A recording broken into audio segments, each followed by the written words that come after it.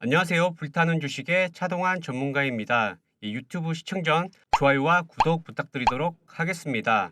이번 시간에는 이제 영직약품에 대해서 좀 말씀을 드려보도록 하겠습니다. 영직약품은 사실 이제 기존 회원님들의 좀 질문이 이제 많았던 종목이기도 하고요. 그 다음에 제가 이제 방송에 이제 출연했을 때도 이때였는데, 이때 제가 이제 좀 말씀을 드린 그런 부분들도 있습니다. 그래서 영직약품은 이제 그 과거에 좀 급등했었던 그런 부분들이 있죠. 그래서 기존에 이제 주식 투자를 하셨던 분들, 그 다음에 바이오주를 좋아하시는 그런 분들이라면 영직약품은 굉장히 좀 관심이 많은 그런 종목 중에 이제 하나라고 볼 수 있을 것 같습니다.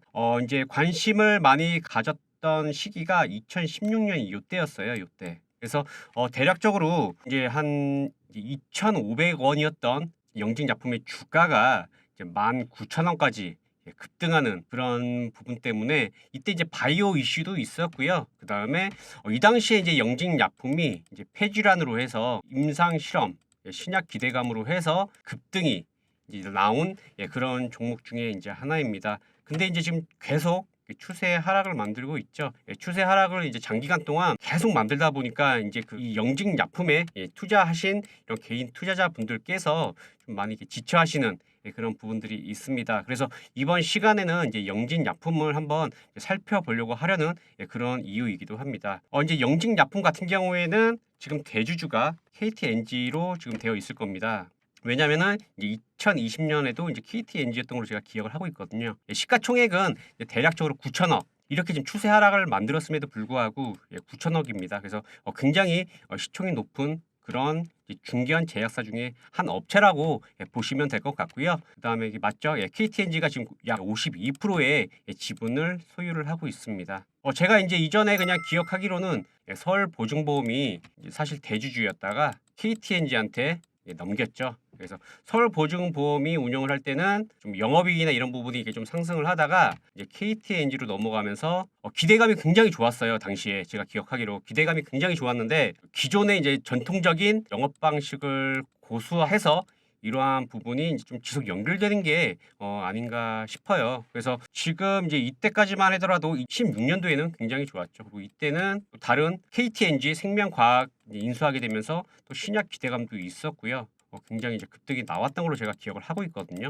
그래서 굉장히 좀 기대감이 굉장히 컸던 그런 종목 중에 하나입니다. 그리고 이제 2020년도 이게 급등 나온 적 있죠, 이때. 이때는 뭘까요? 대부분 다 기억하실 거예요. 이건 이제 얼마 안 됐으니까.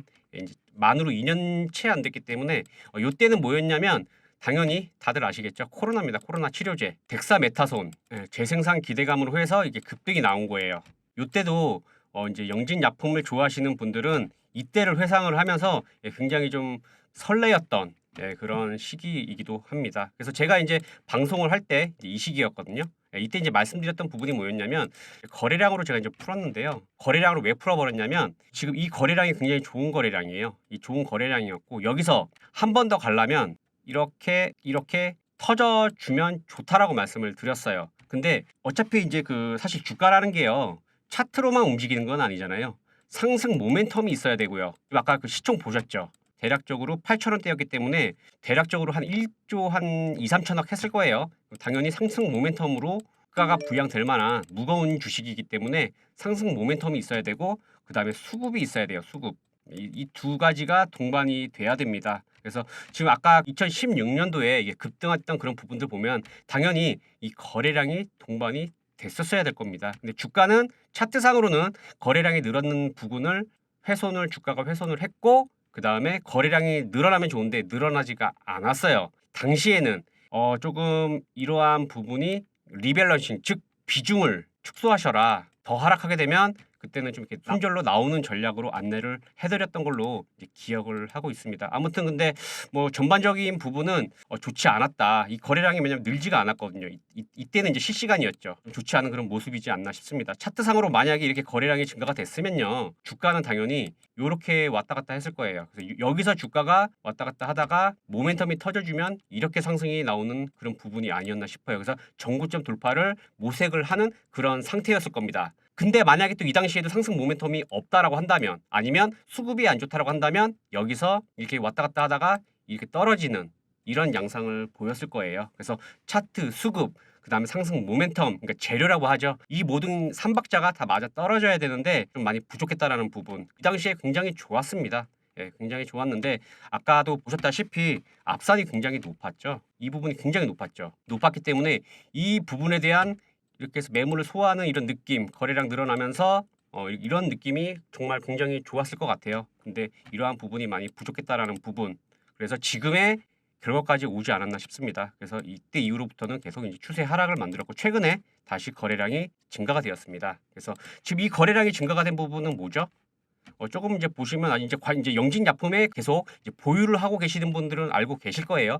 미토콘드리아 질환이죠. 그래서 약 10만 명 중에 약 한 2.5명. 뭐 다른 기사들을 보면은 뭐 이제 10만 명 중에 한 명꼴이다 이런 부분이 있습니다. 미토콘드리아 질환 같은 경우에는 이제 그거죠.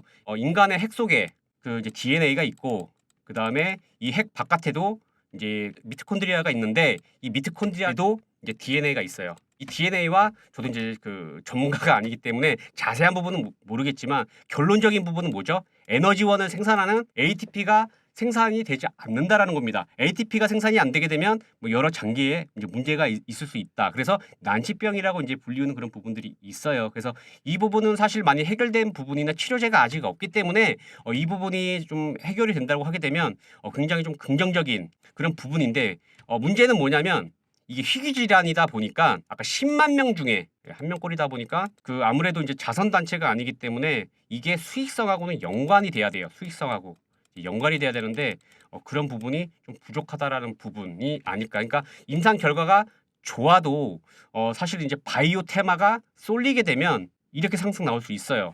근데 있다라기보다는 지금 다른 테마군이 더 강한 그런 상태입니다. 지금 탄소 관련주로 해서 기후변화 관련이라고도 하고요. 그래서 그런 관련주가 집중되고 있는 그런 상황이기 때문에 상대적으로 약할 수밖에 없는 그런 상황이라고 판단이 됩니다.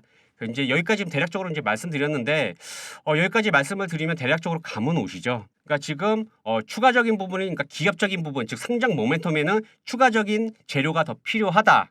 이 부분이 있고 그 다음에 실적인 부분에 있어서는 지금 임상이 지금 진행 중이기는 한데 그 임상이 이제 좋다고 하더라도 지금 영업이익이나 이런 부분을 동반을 하기에는 좀 시너지가 부족하지 않나. 이런 부분이 있고 그 다음에 또 실적에서 지금 KTNG가 지금 전통적인 그런 회사 운영 방침을 갖고 있습니다. 제가 얼마 전에 그 유튜브 하나 찍었죠. 일동제약. 일동제약이 어떻게 됐죠? 지금 파이프라인 즉 신약 개발의 R&D 즉 마케팅이나 이런 비용을 R&D로 해서 마케팅을 줄이고 R&D로 육성을 시키고 있어요. 지금 R&D 비용을 늘리고 있고 여기서 신약 개발을 하게 되면서 그거에 대한 기대감으로 해서 갑자기 단기간에 급등이 나왔어요. 그렇죠? 예, 급등이 나왔는데 영직약품은 아직까지 정통적인 그런 방식을 고수를 하고 있다. 예, 그래서 이러한 부분은 조금 찾아보시면 있는데 이런 부분을 좀 탈피를 해야 되는 그런 부분이 필요하지 않나 싶습니다. 그래서 영진약품 좀 계속 말씀드리는 부분이 조금 좀 암울한 그런 얘기일 수 있는데 제가 이제 요거를 한번 말씀을 드릴게요. 참 그리고 수급적인 부분도 하나 말씀을 드려볼게요. 아까 시총이 이렇게 하락을 했는데도 불구하고 9천억이에요. 그래서 외인들과 기관들의 수급은 필수적이에요. 필수적이고 기관 외인 수급은 대략적으로 한 제 기준에는 한 50만 주 정도 될 것 같아요. 50에서 60만 주 정도. 보시면 지금 이게 20만 주가 많이 들어온 것처럼 보이지만 아까 시총이 9천억이었잖아요. 그렇죠? 9천억이면 어떻죠? 9천억이면 이게 돈으로 환산을 하면 대략 10억 정도 되네요. 그러니까 11억 정도 되네요. 그렇기 때문에 이 12억 가지고 9천억인 종목을 끌어올린다? 어렵죠. 어려워요. 그렇기 때문에 지금 이 부분이 적어도 20억은 돼야 돼요. 20억. 20억도 힘들어요. 근데 아무래도 지금 이 보시면 없어요. 이 밑에도 보면은 20억, 30억, 40억 이상 들어온 데가 최근에는 없습니다. 그래서 이 부분이 조금 그 외인하고 기관들의 수급 유입이 좀 필요한 그런 단계입니다. 그래서 바닥이라는 부분을 수급상으로는 함부로 체크할 수 없다. 여기까지 말씀을 드리고 싶고 차트상으로는 바닥이 확인됐죠.